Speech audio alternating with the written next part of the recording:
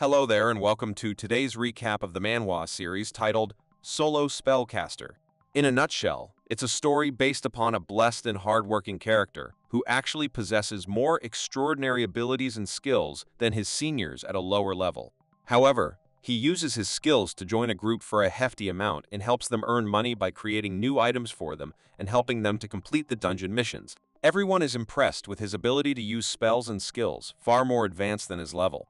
He continues completing missions assigned to him and increases his level to be one of the first ones to complete different missions and acquire new skills. He demonstrates new skills and power in every fight, amazing the visitors and his opponents. The episode begins in a busy traffic jam near a school area, where cars are moving along the road and a guy is standing in the crowd, talking on his phone about reaching a designated place as soon as the bus arrives. His director warns him not to make mistakes at an important meeting. But however, the guy seems confused and dismisses the director's concerns. Suddenly, something strange happens, and a black hole appears in front of them, emitting a red light and goblin-like creatures. The people panic and start running away, realizing it's a flash of phenomenon where monsters from another dimension enter their world through gates and create havoc. Amidst the chaos, the guy notices a girl crying on the road and decides to help her. He picks her up, and the goblins approach them, but they remain unharmed. Later, the scene shifts to an office where a person called Park Do-ha arrives late and faces the director's anger. The director scolds him for not attending an important meeting during the outbreak. The other colleagues discuss Park Do-ha's behavior and express concern about his fascination with becoming an awakened like the characters in a game called DNFO. At 6 p.m., Park Do-ha is determined to sign an important contract despite facing numerous challenges. However, another flash occurs and monsters appear again. Park Do-ha manages to escape and is saved by someone who defeats the monsters. Soon, a group of awakened individuals arrives and fights the goblins. Park Do-ha is amazed by their abilities and praises them. After the battle, he retrieves his briefcase with the important documents. Seeing this, the E-rank player Kim Chul-jong smiles and emphasizes that the awakened ones should always help those in need. He believes their powers were given to them to bring justice to the world. One of their team members teases Kim for being boastful, wondering how long he'll keep talking this time. Suddenly, they hear a strange sound and see a massive, powerful goblin approaching with a severed head in its hands. Everyone panics, and Kim urges Park to hide. Unfortunately, Park, frozen in fear, finds himself unable to move. Kim tries to fend off the monster to save Park, but is quickly defeated. Luckily, as the goblin proceeds to attack, Park's body starts to spark with orange lightning, and he suddenly finds himself in a different location. The system then notifies him that he has become awakened.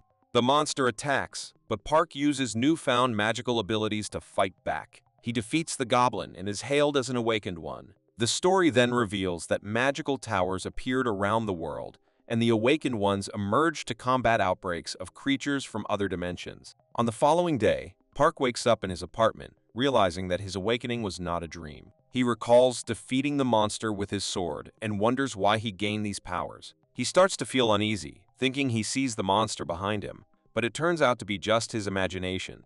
Park wonders if the goblin warrior could have returned, but he sees a goblin club made of a lower-rank crystal, as the system informs him. He also notices the iron sword in his hands and realizes that he truly awakened and defeated the monster. Suddenly, a girl and a guy approach him, calling him master and praising his magic skills. They invite him to join their group since their leader is dead, but Park feels uncertain and asks for time to think.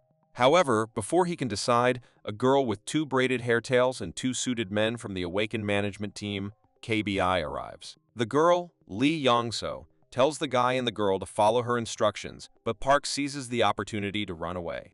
In the morning, Park wakes up and contemplates his new abilities as an awakened. He studies his console and finds that he is a triple awakened with a combination of classes mage, mechanic, and alchemist. Excitedly, he realizes that even double awakens are rare and highly valued by guilds. He then decides to improve his skills before venturing into dangerous dungeons. While thinking about how to earn money without fighting, he discovers a spell called doubling the maximum level under the mechanic class. Using it, he successfully creates an exact replica of a glass. He realizes that awakened ones have access to an ideal copy, and as his level grows, creating copies will become easier. Soon, Park realizes that the skills he possesses as an awakened are even better than those in the game. He decides it's time to start searching for jewelry, or better yet, relics. Relics are objects that absorbed immense energy during the 2000 outbreak, and they are divided into various levels such as weak, ordinary, magical, rare, unique, legendary, and dues. The value of rare-level relics and above can reach up to 10 billion. People who possessed antiques that turned into relics suddenly became incredibly wealthy. However, the problem was that many awakened ones couldn't sense relics. Fortunately, Park has the skill of identifying relics from the game. Park then visits an antique store and successfully identifies a rare-level relic, an Ort ring, which boosts his magical abilities and wisdom. Excitedly, he also finds other valuable items. As he leaves the store, his phone rings, and it's the director of his former workplace scolding him for not showing up at work. Unfazed, Park firmly states that he's done with that job and won't be returning. Walking down the street, Park witnesses a quarrel between two awakened individuals. The situation escalates, but Lee arrives there in time and intervenes to stop the fight. Later, she spots Park in the crowd and recognizes him as the awakened one she met before. She greets him and takes him to their office, suggesting that she has something that belongs to him. In the next scene, they are in the office, and Lee apologizes for not having better refreshments. She hands him back his briefcase, which he left at a previous outbreak site. Park is grateful and appreciates her efforts to find him. They discuss the previous incident, and she acknowledges his power, urging him to register as an awakened. Following her words, Park goes through the registration process and anxiously awaits the results. When Lee shares the good news that he has passed, he feels relieved and grateful. She wishes him luck as an awakened and long life. Park is excited about the adventures that await him as he embraces his awakened abilities. In the following scene, Park can be seen doing exercises at a park. After completing his task of 50 push-ups, Park takes a moment to catch his breath. He feels a sense of accomplishment as he observes the progress of his increased magic characteristics. He's determined to improve his skills further and decides to focus on obtaining the passive movement spell and concentration skill, crucial abilities for any adept magician. With a burst of determination, Park starts his training. He shouts the incantation for the concentration spell, trying to focus his energy, but the spell fails. Undeterred, he tries again and again and again, but no matter how hard he concentrates, he can't seem to get it right. He becomes frustrated and worried that he may not be cut out for this awakened life. As he continues his attempts, a child nearby notices his persistent efforts. The boy becomes intrigued, observing the determined young man trying to cast spells. Unaware of the boy's curiosity, Park keeps pushing himself, oblivious to the world around him. Meanwhile, the child's ball rolls away and onto the road, right into the path of an approaching truck. The boy rushes after it without realizing the danger he's in. Just as the truck gets dangerously close to the boy, Park finally notices the situation. Without hesitation, he springs into action. Park sprints towards the child, shouting for him to watch out. The boy looks back, startled by the sudden warning, but before he can react, Park uses the strongest spell he knows, the strong and resistant armor. The magic surrounds him, forming a protective shield. He manages to shield the child with his magical armor, saving him from harm, but he can't avoid a minor injury himself. The truck's impact grazes his cheek, leaving a painful mark. As the chaos subsides, the child is safe and unharmed, and people around him gather in astonishment at what they witness. Despite his own injury, Park brushes off the attention, feeling relieved that the child is safe.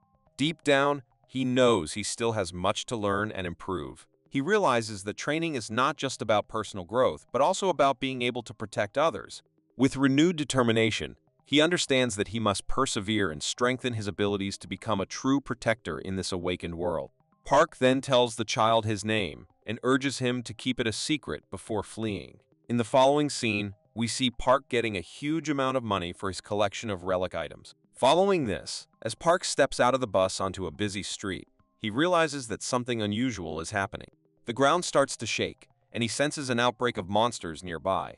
He quickly concentrates on the location of the gates where the monsters are emerging. Suddenly, arrows start raining down from the sky, narrowly missing him. All of a sudden, Park notices a small man with red eyes and big glasses in front of him.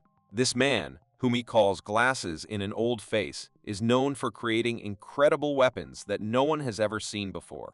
He calls him Gnome and gets ready for the face-off. Park recalls how he and his friend caught this monster out of boredom in the game dungeon in Fighters. Just then, a girl with long, dark hair, Lee, appears on the scene, ready fight. She rushes towards the dwarf with determination, drawing her sword. However, she is quickly surrounded by more dwarves, all aiming their crossbows at her. Park intervenes, saving her from a barrage of arrows with his magical shield. Lee is shocked by Park's abilities and asks what's going on. He warns her of the danger and advises her to leave, but she insists on fighting since she's also an awakened one.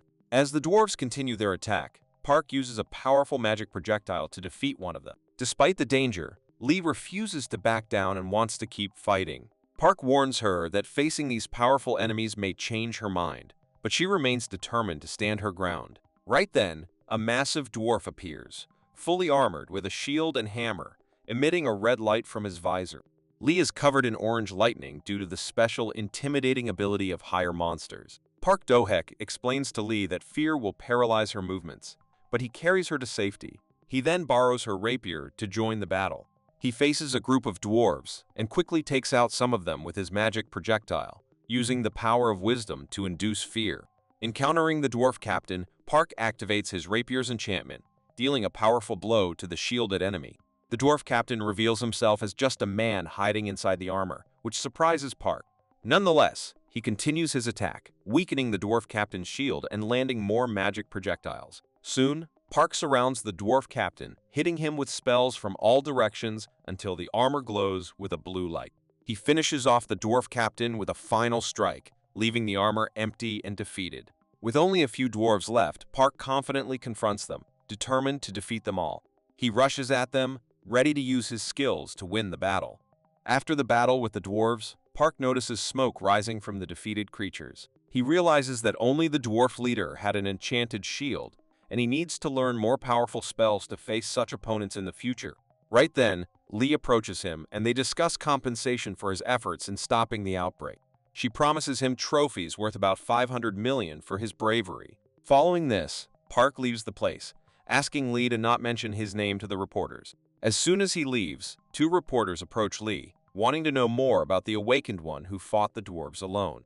Later, in a skyscraper, Chang Hua, the deputy head of the Plum Blossom Guild, informs Lizzie, the guild's master, about the outbreak and the skilled, awakened one who handled the situation. He also mentions that despite the awakened being of lower rank, he defeated the high-ranking gnomes with ease and confidence. Lizzie is intrigued by the news and considers hiring this exceptional newcomer before any other guild approaches him. However, Chang Hua is unsure about the awakened one's unique abilities, and Lizzie urges him to find and recruit this extraordinary talent. She sees this as an opportunity for their guild to stand out, while other guilds are still inactive. Lizzie instructs Chang Hui to take immediate action and bring the awakened one to their guild. She also mentions that Park possesses the most irregular spells that have never been used by anyone else. Despite hearing this, Chang expresses hesitation to go and recruit Park, stating that he is not so capable to invest such a ridiculous amount of money in him. Sadly, Chang Hua's hesitation leads to Lizzie kicking him out, as she is eager to seize this rare opportunity. Later, on a bustling street, the sun shines on the tall buildings, and a white car stops at a traffic light, carrying the deputy head of the White Lotus Guild, Min So-yul. She listens to the news on the radio, which mentions an outbreak in the Shiny Roo area, and how a newcomer named Park single-handedly defeated the dwarves' gnomes with ease. At the same time, Min So-yul receives a call from the White Lotus Guild master, Gang and Han. She then quickly meets him, and they discuss the possibility of hiring Park, and agree on a price of 10 billion won, provided he passes their guild's internal test. The scene then shifts to a residential quarter, where people discuss an ad offering 100 billion won as compensation. They speculate about Park's abilities and whether he would sign with a guild. Soon, Min So-yul arrives there in a white car and catches sight of the ad, surprised by the hefty sum. All other guild recruiters are surprised to see her there, as she is a member of the top guild in Korea. Kim Hoon from the Wooden Soul Guild overhears Min So-yul and criticizes the excessive offer, but she defends her guild's decision. Despite all the guild's attempts to attract Park's attention, he remains focused on gaining strength and personal growth rather than joining one of them for money and working for them. 5 days later, Park stands in front of a metal gate, prepared with various relics and armored equipment. The gate opens, and he confidently enters, ready to face the challenges of a new dungeon. 20 years have passed since the appearance of awakened individuals. Numerous dungeons have emerged across the country, but most are controlled by powerful guilds, making it difficult for lone awakened individuals to access them. Territories, on the other hand, are places where monsters frequently appear due to ecosystem differences, enclosed by high fences. Killing monsters there yields magic crystals and helps raise one's level. Next, we see Park, an awakened loner, standing outside a fenced territory observing goblins eating meat. He uses his magic spell to attack and defeat the goblins and collects his rewards. Following this, other monsters notice him and march toward him. Park then decides to kill all of them at once, as he knows their weakness and how they react. After this, Park visits a shop where he offers all the corpses he collected, impressing other awakened individuals nearby. The owner of the shop offers him 300 million won for the corpses of the monsters, and Park agrees to the offer. Some awakened individuals, who are unable to earn even 3 million in 3 days, are envious of his success and plan to ambush and rob him later. The next day, Park loads the monster corpses into his truck when suddenly 3 attackers rush him. However, Park's armor protects him, and he swiftly deals with one of the attackers. 2 others try to attack him from behind, but Park defends himself and retaliates. He defeats one of them with a powerful spell, leaving the remaining attacker scared and shocked. A guy with a yellow streak tries to attack, but Park easily stops him. However, from behind, another guy with a blue streak throws metal discs at him. At this time, Park notices the remaining attackers in the bushes and realizes he's being ambushed. The guy with the blue streak is shocked that his attack was missed, and his partner scolds him for his mistake. Park Do-hek handles the situation calmly, ready to face the attackers and defend himself. After a tense confrontation, our protagonist, Park, surprises his opponents with his skill and abilities. The attackers underestimated him, thinking he was a beginner, but now they're running together, realizing they cannot fight against him. One of the opponents, with blue hair, tries to attack Park but is struck down by a powerful magic spell. The other opponent, with red hair, decides to use his shield and sword to fight back, thinking that Park's spells won't last forever. The battle intensifies as Park uses a spell that floods the area with blue light, affecting his opponent's vision and causing him pain. The attacker falls to the ground, injured and bleeding. Another guy with blue hair tries to escape, but Park doesn't spare him and attacks him with more magic projectiles until he falls too. After the fight, workers arrive at the scene and Park explains what happened. After looking at the video footage, they see it as self-defense and cooperate with the investigation. Right then, Park senses something strange and asks the workers if they feel the magic, but they don't understand what he means. Suddenly, they notice 2 burning blue eyes in the shadows, and Park shouts at the workers to run away from there.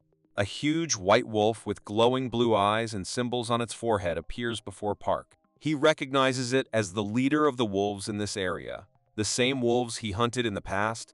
The wolf lunges to attack a man in a black suit and glasses, but Park uses magic to protect the man. However, more wolves approach, and Park realizes that they need to leave. The senior of the 2 workers mentions that they will not leave but help Park fight the monsters. However, Park believes that they will be a trouble for him and tells the workers to get into his armored truck and leave while he stays to handle the wolves. The workers reluctantly agree and drive away.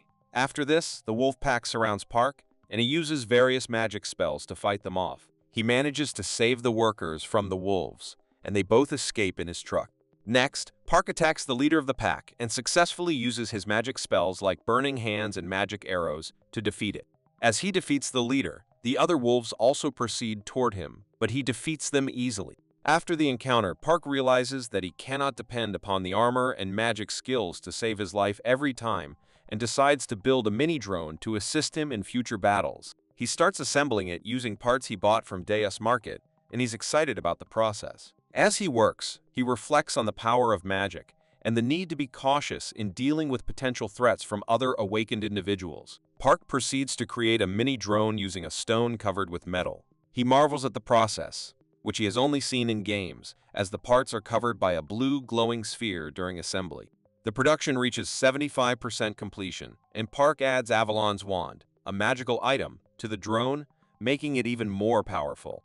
Later, he tests the drone against goblins and is impressed by its ability to locate and attack them on their own. Park shares a video of his battle with 3 awakened individuals and the wolf leader.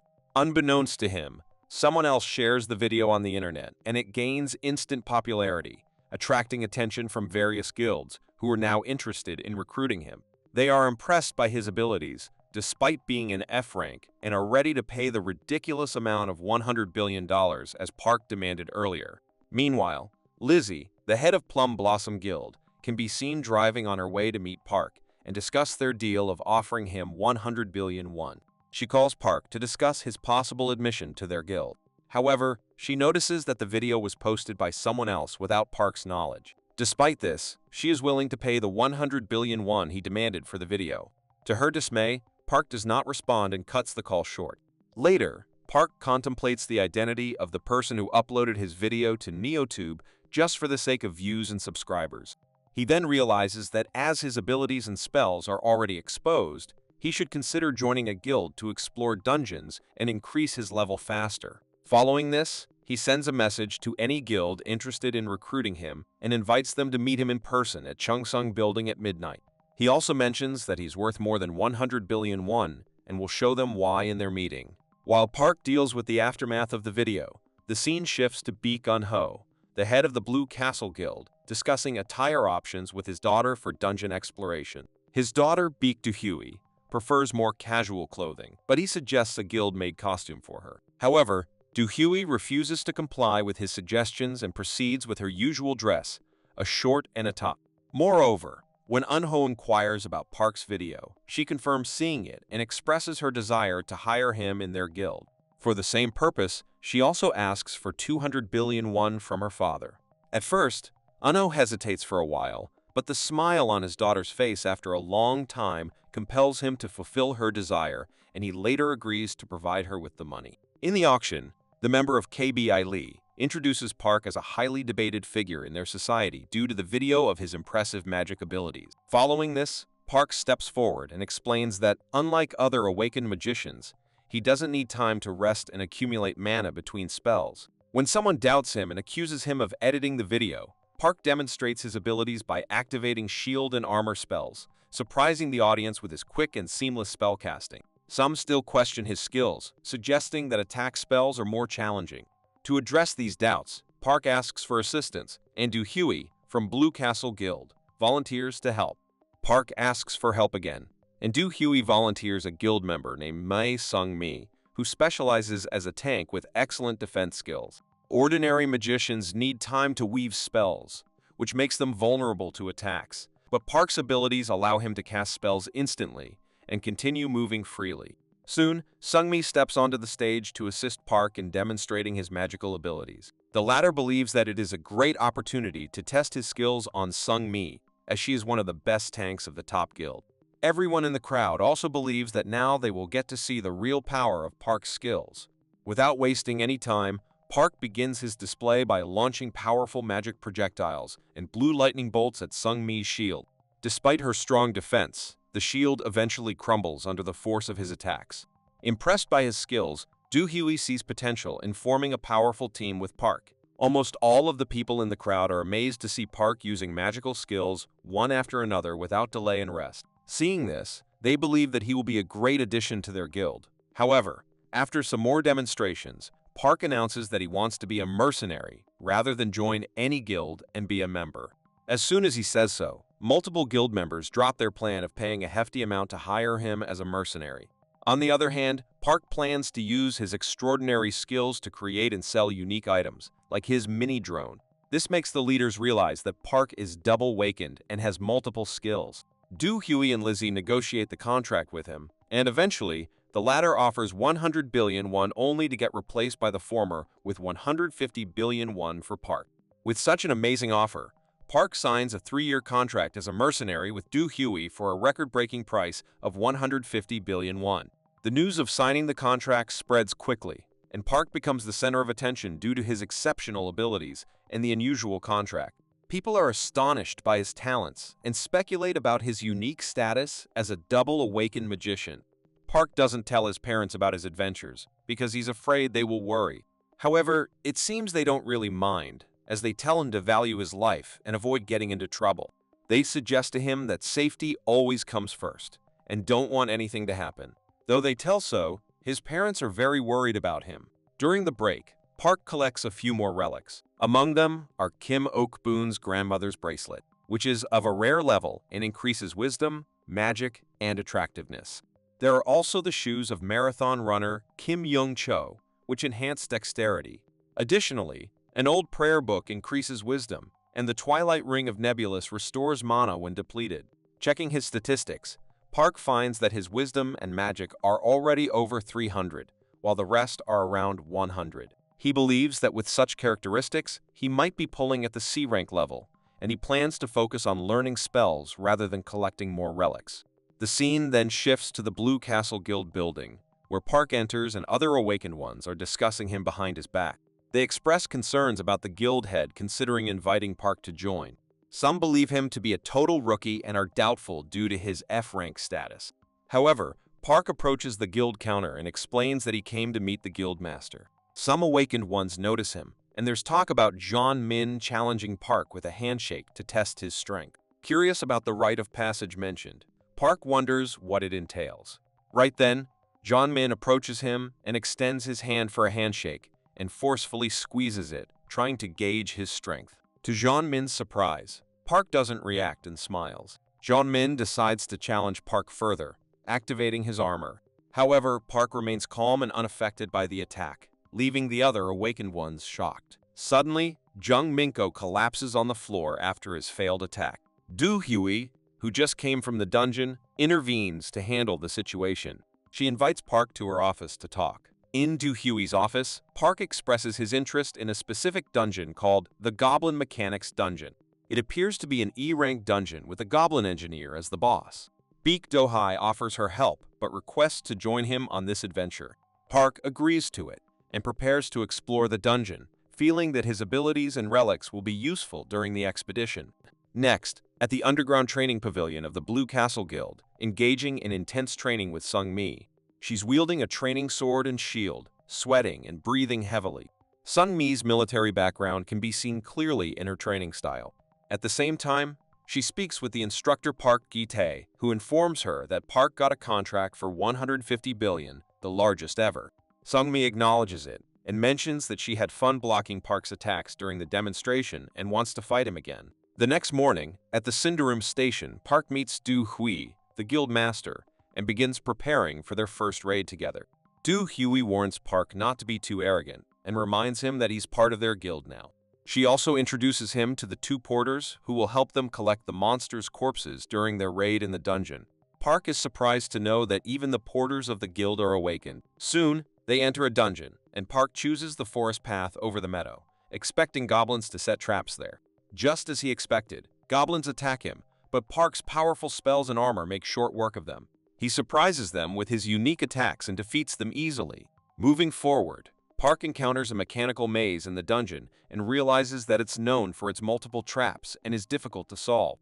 Next, Park approaches the maze, and Do Hui is impressed with his skills and accuracy with spells. She feels like her investment worth 150 billion won is justified as she has not seen anyone possessing attack, defense, and bluff skills all at once. Moreover, when Park takes out his mini-drones to inspect the place and the traps, Do Hui is surprised that his drone is even functioning in the dungeon. She believes that no man-made object should be working in the dungeon. The drone scouts ahead, and Park uses it to locate traps set by goblins. He navigates the mechanical maze with the help of the drone and encounters a squad of goblins. Using his shield and burning hand skill, he defeats them. Do Hui observes him and is pleased with his performance. Moving on after defeating the weaklings, Park heads towards the boss room, where he spots the Goblin Lord, who controls powerful cannons. Park finds out that the cannons are much more powerful than the goblins, and that he should fight carefully. He then uses his magic projectiles and drone to attack the Goblin Lord, but the boss remains unharmed. Park, however, faces the Goblin Lord's metal minions and manages to withstand their attacks. Soon, Park realizes that the glowing cannons are connected to the burning stone in Goblin Lord's forehead. The Goblin Lord charges at him, and Park quickly uses his drone to jump away from the attack. He then engages in battle with the Goblin Lord's metal minions. Park deploys his magic to defeat the metal minions, but the Goblin Lord's cannons are ready to fire again. Just as Park's shield starts to crumble under pressure, he uses his charm spell, Sweet Whisper of Seduction, to fascinate the Goblin Lord. This distraction gives him a chance to think about his next move. Unexpectedly, the Goblin Lord's damaged armor leans towards Park, shielding him from the cannon's attack. Du Hui is shocked by this protective gesture, and as the smoke clears, she sees that Park is unharmed under the fallen armor.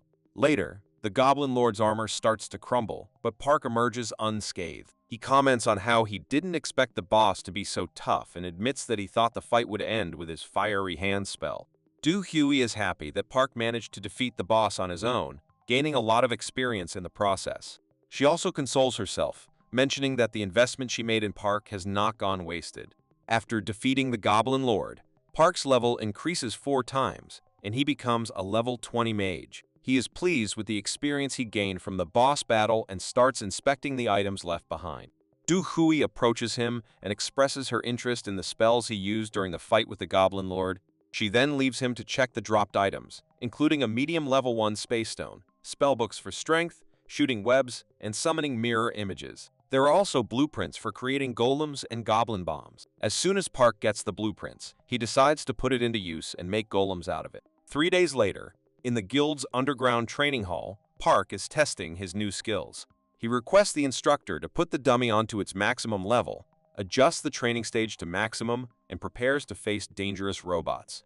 Right then, Du Hui enters the hall, curious about what Park has in mind. She is surprised that it has been only 3 days after they completed the dungeon, and he is already ready with his new item. Here, when the instructor suggests Park and Du Hui to be aware because the dummy robots will attack them as they spot a target, a huge golem steps in front of Park and Du Hui, blocking the way of the robots and protecting its master. Park then introduces her to his latest creation, a huge golem with burning eyes and an illuminated body. After witnessing the golem's impressive display of power, Du Hui asks Park if he plans to sell it. The latter one explains that the golem was made for personal use, and he has no intentions to sell it. Park also makes the golem display burning hands and other magic spells to combat the enemies. Seeing all this, Du Hui suggests that such a unique creation could fetch a high price if sold, but Park reveals that he made it for only his personal use. However, Park then demonstrates some powerful bombs he created using his interdimensional ability. Du Hui is amazed to see this and realizes that only S-ranked awakened individuals can possess such an ability. She acknowledges that Park's abilities surpass his current rank. Park throws 3 different bombs to showcase their effects. First, a giant bomb explodes with incredible force, followed by an ice bomb that covers the surroundings in ice. Lastly, a blinding bomb causes a flash of bright light. Du Hui is impressed with their usefulness and asks about the price of producing these bombs. Park replies that he plans to sell the bombs to the Blue Castle Guild for 6 million and to others for 10 million each. After realizing that the bombs will be useful for her during exploring the dungeons and fighting against monsters, Du Hui proposes a deal, offering to buy the bombs exclusively from him for 10 million each, which Park happily accepts.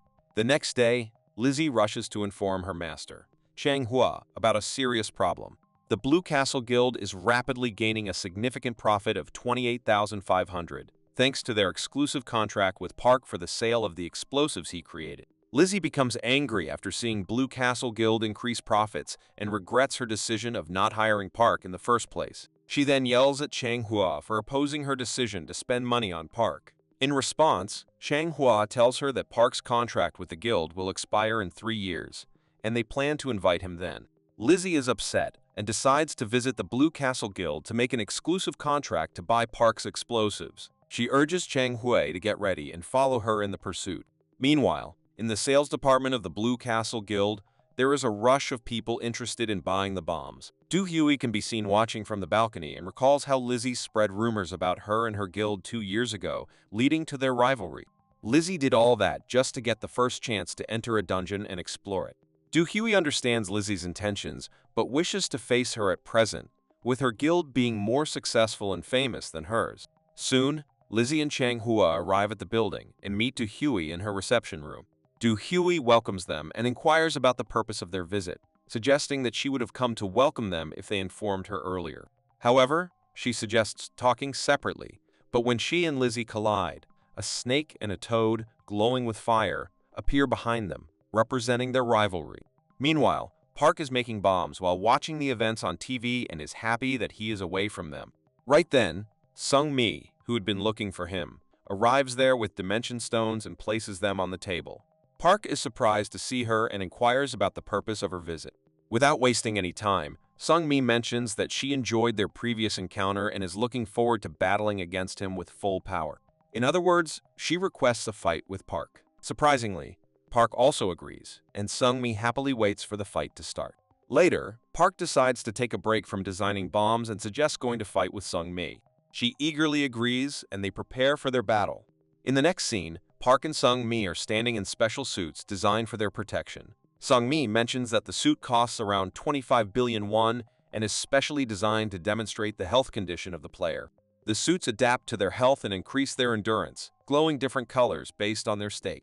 She mentions that it also absorbs damage and prevents the wearer from getting hurt to some extent. After finding out that they are wearing an expensive suit for the spar, Park puts forward a proposition for the loser of the face-off. He mentions that if Sung-mi loses the match, she needs to be his exclusive tank for 3 months, and if he loses against her, he will be her personal mage for the time being. Surprisingly, Sung-mi accepts the challenge and prepares to fight. To their surprise, Do-hwi joins them to witness the battle. When Park asks her about her meeting with Lizzie, Do-hwa mentions having fun with her, teasing her with the explosives, and later thanks Park for his invention. Before the fight begins, Sung-mi questions whether she needs a handicap as Park is in F rank and she's a D rank, but the latter one declines and replies that he is not the one whom she saw at the DS market. Soon, the battle begins, and Sung-mi uses the provocation technique and iron wall to strengthen her defense and counterattack. However, Park surprises her by using magic projectiles, surrounding her with a smoke screen, and launching multiple blue energy projectiles at her. Sung-mi keeps on waiting for the perfect opportunity to attack Park but does not get one. She lets Park use his spells and mana, hoping that after he loses his strength she will attack him. Sung-mi tries to counterattack using her fast wind ability, but Park continues to evade her attacks with his mirror image skills. The battle intensifies as they both use their skills and abilities to their fullest. The battle between Sung-mi and Park continues as they face off with their specialized suits. Sung-mi's words burn with a bright purple light as she launches a powerful attack on Park, striking him multiple times in the chest. Park is surprised by the strength of her assault, but however, just as Sung-mi prepares to attack again, he activates his defensive abilities and surrounds her with a smoke screen. Unbeknownst to Sung-mi, Park has already used several spells to set up traps around her. As the smoke clears, it becomes apparent that Sung-mi is bound by blue glowing threads, which are revealed to be a spiderweb set up by Park during the battle. The threads immobilize Sung-mi, preventing her from moving. Do-hwi, who has been watching the fight, realizes that Park used the opportunity to get close to Sung-mi to take down her defenses. She also notices that the entire room is covered in cobwebs, indicating Park's strategic move. With the spiderweb holding Sung-mi in place, Park reveals that he wanted her to launch an attack to break her iron wall defense, even though it was a risky move for him. Sung-mi is amazed by Park's tactics and realizes that he didn't get closer just because he lacked mana, as she initially thought. After this, she accepts her defeat and declares Park as the winner of the face-off. Park then apologizes for forgetting to release her from the spiderweb during their conversation, and Sung-mi smiles in response. Despite her defeat, she is determined to win the next time they fight. After the fight, Do-hwi applauds their performance and takes Park's hand, declaring him the winner. She asks him to take care of Sung-mi, to which he agrees with a smile. In another setting, the girl at the White Lotus Guild receives news that mercenaries have arrived in the country. She expresses concern about the transaction and the guards but is reassured that it won't lead back to her. She then looks at a photo of Park and Baek Da-hwi shaking hands after signing a contract. The girl is frustrated that she couldn't acquire Park and vows that no one else will get him either. On a bright sunny day, a bus arrives at a huge glass building, and people start coming out of it. Among them, there's a man dressed in brown clothes who is on the phone, asking for information on someone he refers to as a bastard. Another man in a black suit comments on how wonderful Seoul is, but the man in brown dismisses his talk and plans to leave after finishing his business. Meanwhile, Sung-mi is in a cave with blue crystals glowing on the walls. Monsters with bone helmets emerge from the darkness. Sung-mi engages in battle with them, using her sword and blue energy attacks with Park's drones assisting her in the fight. During a conversation with Park, Sung-mi struggles to switch to informal speech, but is told to take her time. Park offers to buff her, strengthening her abilities. They encounter a group of monsters, and Park uses his golem named Akron to help Sung-mi in the fight. She is amazed by his arsenal of drones, invisibility skill, and advanced technology, though belonging to an F rank. Despite her efforts, Sung-mi feels she still can't provide enough help to Park and promises to do her best.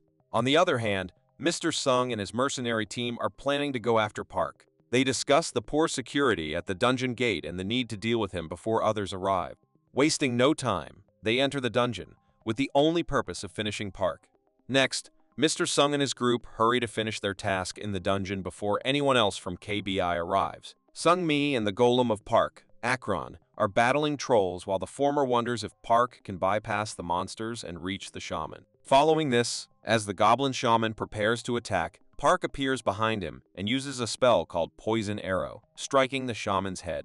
Meanwhile, Sung-mi fights the trolls with her sword and Akron's assistance. Akron, under Park's control, uses the Burning Hands spell to defeat the monsters. Park casts Unexpected Wave and Lightning Bolt on the shaman, creating a bright light that covers the area. Sung-mi is surprised to witness this and wonders how he got such advanced powers. Later, Park explains that he acquired new spells from books he purchased with the Guildhead's help. As they continue the battle, Park and Sung-mi decide to take a break. However, they notice a blue light emanating from one of the crystals in the dungeon. Park uses his invisibility spell to send his drone to investigate. Through the drone's review spell, Park sees 3 masked men entering the dungeon unauthorized. He asks Sung-mi what to do in such a situation, and she suggests checking if they have permission, but being prepared to fight if necessary. Together, they decide that they will confront the intruders if they pose a threat. The situation becomes tense as they prepare for the potential encounter with the strangers in the dungeon. After dealing with the monsters, Sung-mi and Park notice that they are being observed by 2 men, the intruders in the dungeon. One of the men addresses Mr. Sung, the leader of the group, and comments on how Park doesn't seem as strong as they claim to be. Another man agrees, expressing surprise at how challenging it has been for them to navigate the D-rank dungeon. Mr. Sung then mentions that despite the difficulty, they are getting paid well for this job, and he doesn't think it's worth complaining about. One of them casually wonders how someone like Park, who seems unremarkable, became their target for an attack. The conversation continues, and they suggest that they could take out Park's group without even needing to fight. Mr. Sung proposes attacking them from behind while they're retreating from the trolls they just encountered. Unbeknownst to the intruders, Park and Sung-mi overhear this conversation. At the same time, a group of monsters rush toward them, and Park gets surprised as he expected them to stay put since they were burned earlier. Amidst the discussion, the man with a short haircut notices a drone in the air and wonders what it is. He wonders if the drone revealed their location to Park, suspecting that their plans may have been exposed. Right then, Park, Sung-mi, and Akron, the huge golem, decide to take action. At first, Park immobilizes Mr. Sung with his flames, leaving him terrified and unable to move. When Mr. Sung's subordinates try to attack him, they find their efforts futile as he easily defeats them. Following this, Park confronts Mr. Sung about his intentions, and the latter starts to panic, questioning if Park knew about their attack all along. Park then reveals that he skillfully used his drone to reveal their location, and with the assistance of his Akron, he quickly subdues the intruders. The intruders are left overwhelmed by Park's strategic planning, powerful abilities, and the unexpected assistance of Akron the robot.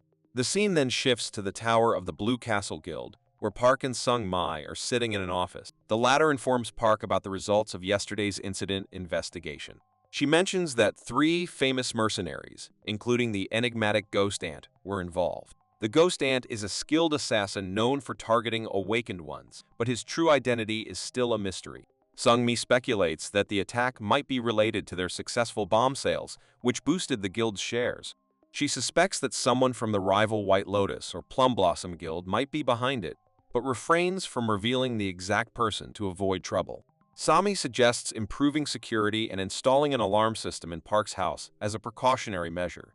Listening to this, Park thanks her for the advice and mentions receiving a quest to upgrade his rank to level E in the Gwangwon district, the entrance to the Deos Tower. He recalls the competition with others and the potential attention it could bring to him. At the quest's location, Park encounters a man from the White Lotus Guild with sparkling armor, who taunts him for his appearance. Park calmly responds and brushes off the man's provocations. Soon, the dungeon opens and the quest begins. After a while, Park successfully completes it, setting a remarkable record. Afterward, the man from the White Lotus Guild who was bragging earlier becomes curious about Park's achievement. He learns about Park's 150 billion contract with the Blue Castle Guild and his invention of dungeon bombs. He is stunned by Park's capabilities and skills at his level. Later, the man approaches Park, who confronts him, making him realize he was underestimating Park. Park then taunts the man, asking him about his feeling after losing to someone he deemed scum. The scene then flashes to the past when Park joined the quest to upgrade to E rank. The system informs him that he needs to defeat monsters to raise his rank.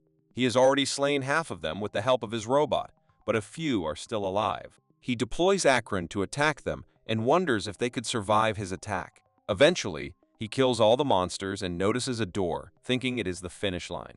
Soon, he completes the quest and the system congratulates him for completing it in 59 minutes and 35 seconds, the fastest ever. Back to the present, Park is at home in his kitchen and thinks the quest was straightforward. He has a special teapot from Grandma Kim OK that boosts his magic level as he drinks the tea from it. As he noticed that the golem and drones were facing problems while in the dungeon, Park decides to strengthen himself and his golem with drones by brewing tea in the magical teapot. Then, he logs into the system and changes his profession from a magician to an alchemist. After changing his profession, the system displays his characteristics and abilities. He is now a level 21 alchemist with various attributes. Park uses stats he had saved up to upgrade his abilities. The system prompts him to update his rank, and he agrees, achieving rank E. He even obtains a special spell called Healing Hymns, which will help him to heal others. Later, Park met with Min Sun Yul, the deputy master of the White Lotus Guild, who is surprised by his visit. Park accuses her of trying to kill him through a mercenary called Ghost Ant. Min Sun Yul denies any involvement, but Park is confident about her involvement and offers two options. If she compensates him, he will not pursue the matter further. Otherwise, he will expose the truth in public. Min Sun Yul initially refuses to accept the accusation, but later is taken aback and finally agrees to give him 10 billion won. She, however, threatens to kill him if he reveals anything. Next, Park heads to the parking lot and receives a message about strengthening the protection of his house. He remembers Min Sul's face and believes the rumors about her to be true. He thinks she might make another attempt to stop him, so he wants to become stronger to prepare for it. Then he gets a message from the Information Guild, and a guy named Jay informs him that the antique shop he asked about changed its address. He decides to stop by the Isu station on his way to pick up some books. In a nearby park, a man named Shin Tai Pong, a financial planner, is feeling disappointed with his job. His phone vibrates, and he checks group chat number 5, where an awakened Kim Ki-tae shares his experience in a dungeon and how he got a relic and crystals. Reading this, Shin feels envious and wishes he was awakened. Right then, he experiences an earthquake-like vibration caused by a monster outbreak.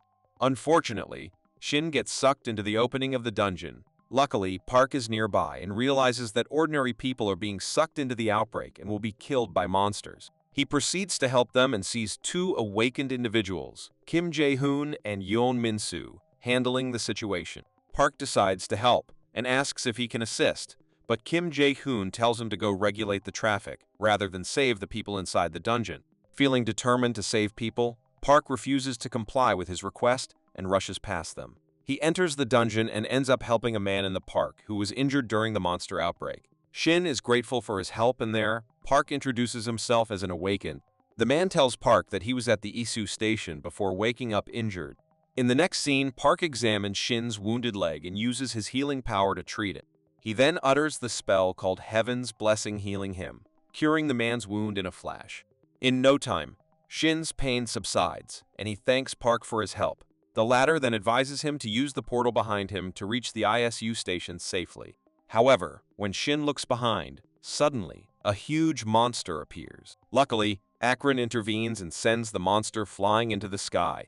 Park then offers his hand to the man, suggesting that there might be others who need assistance. At the ISU station, while the two awakened individuals urge everyone to evacuate due to the danger, a man named Choi Dae-ho, the deputy director from the Seoul branch of the KBI, arrives and questions them about their actions. The awakened ones apologize and explain their duties in regulating traffic. Choi Dae-ho scolds them, emphasizing that the awakened have a higher responsibility to help citizens in emergencies rather than regulating the cloud. Meanwhile, Park continues exploring the dungeon and finds a registered survivor. He attacks a monster to save the person and experiences a severe headache due to constant spell usage. Despite the pain, Park's desperation to save the life of the girl helps him to tie up the monster using his spiderweb spell. Park then uses his Fireball and Hellfire Incarnation spells to attack the monster. At the same time, Choi Dae-ho arrives there and instructs the girl to split up and search for others. As they proceed, they notice a strange light in the sky and get surprised. In the bushes, Mr. Choi Dae-ho hears some noise and asks who's there. To his surprise, it's Akron, and he notices a man hiding behind the golem robot. The man recognizes Choi Dae-ho and the girl with him, mentioning that they are from the Department of KBI and they are safe. Choi Dae-ho wonders if these people were sucked into the portal and are curious about the robot, which is actually Park's creation. When Choi Dae-ho asks Akron about his master, he reveals that it is Park, and he has both magician and bomb-making abilities, something not mentioned in the database. After this incident, Choi Dae-ho continues his rescue efforts and finds Park near a huge hole in the ground where he had killed a sea devil monster. Impressed, Choi Dae-ho thanks him for his heroic actions, and news of Park's bravery reaches the headlines that evening. In the next scene, Sung-mi watches an interview where Choi Dae-ho praises Park's rescue efforts and asks him if that's what kept him busy lately. Park says it's just a coincidence and explains receiving a Class 3 spell called the Fireball, enhancing his abilities. He also mentions that he has acquired various magical relics, including the Deck of Truth and Falsehood cards, the Perfume of Passion, and the Ring of Light and Faith. Park has now reached the 9th level of alchemy and has also enhanced Akron's attack power and protection using his alchemy skills. Moving on to another dungeon, Park and Sung-mi encounter an angry group of monsters. They use their combined skills to defeat the enemies. However, Sung-mi gets attacked by a huge monster from behind. Park warns her, and she manages to hold her ground, though the monster's rage poses a challenge for them. Despite the danger, Park remains vigilant and determined to protect Sung-mi and continue his adventures. After defeating the monster, Park wonders if there's a way to knock them out in one hit. He then considers using Fireball, but realizes that some monsters may block it. Instead, he uses a super high-speed wave lightning strike, concentrating the charge to penetrate the monster's armor. Fortunately, the attack is successful, and he defeats the monsters. Following this, he heals Sung-mi's wounds, reassuring her that he plans his attacks carefully to avoid unnecessary risks. Sung-mi suggests he be careful during the attacks, and Park agrees to it and promises to be careful from the next time. Later, Park notices something suspicious, spotted by his drone, and tells Sung-mi that he is going to investigate. The latter tells him that she will join him, but Park leaves her to take a rest. He then walks forward and discovers a cave before senses a strange presence. Suddenly, when he enters, he finds himself in a different place and comes face to face with someone who looks like Berhard, a character from a game he played earlier. Park is surprised to see an NPC from the game in the real world. Berhard explains that this is the examination arena, a space where strangers who came through time and space are tested. It's a trial to determine their abilities and potential. Many others have taken the exam, but none have successfully completed the tests. Berhard offers Park the challenge, explaining that those who pass will do so with joy and modesty and get a special reward, while those who fail will have to accept their defeat humbly. Surprisingly, Park accepts the challenge, determined to rise higher and succeed. He realizes that he is ready to face anything to prove his abilities and pass the trial. The task to complete the challenge is to reach the top of the magic tower without dying. The path is filled with traps, moving objects, and unknown monsters. The ultimate test is to overcome or bypass the giant black lions guarding the magic tower. Berhard tells him that Park has a total of 5 attempts to complete the task. Wasting no time, Park begins performing the task but fails 4 times, getting knocked by the giant black lions. Now, he is down to his last one. Before he makes the final attempt, Berhard approaches him and suggests that he can always make new attempts. While contemplating his chances, he notices that the path ahead is identical to his previous attempts, leading to certain death. However, he remembers a character from a film who always thought outside the box. Inspired, he decides to go the other way. As soon as he runs toward the wall and breaks it, he enters a different dimension and encounters the black lions again, but he cleverly uses a multicolored flash to pass them successfully, completing the mission. After this, he reappears next to Berhard, who congratulates him on passing the exam. Berhard offers him a blessing and asks for his most valuable relic. Park hands over his ring, and Berhard improves it with the Deus blessing, making it a legendary ring.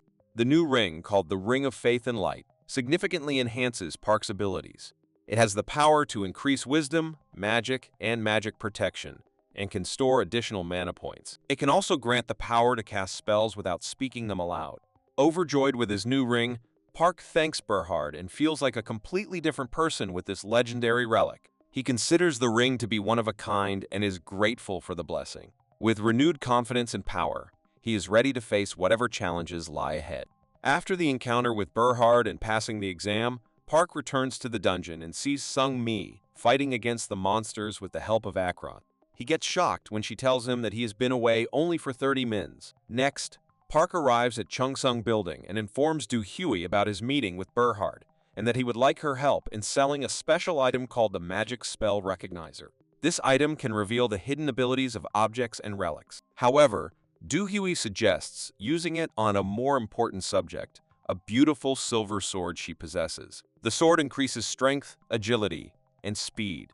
Curious about its hidden potential, Park uses the Magic Spell Recognizer on it. To their amazement, when Park uses the spell, a new ability called Skillful White Sword appears, making the sword even more powerful. Do Huey is impressed and delighted with the new skill. Park then explains that the Magic Spell Recognizer can unveil hidden features in various items, making it highly sought after in the game world. Many players try to learn this spell, but not everyone can master it. They discuss the significance of recognition, as it allows players to tap into the full potential of their relics. However, there are still many undiscovered items out there, waiting for someone with the ability to recognize their true capabilities. With the successful use of the Magic Spell Recognizer, Park feels more confident and excited about their future adventures. He appreciates the support of his guildmate, Sung Mi, and acknowledges her strength and dedication despite the challenges she faces at home. Park discusses the possible market for the scrolls, and Do Huey asks him the number he can create every day. Following this, she informs him that she will help him achieve the sales target but needs 10% of his total sales. Do Huey also suggests he sell the scroll for 20 million won in the beginning, as the skill of recognition is very rare. Park also agrees to it and allows the guild to sell his scrolls. After 5 days, Park has become a renowned awakened individual known for his diverse abilities. The recognition scrolls have caused a sensation in the media.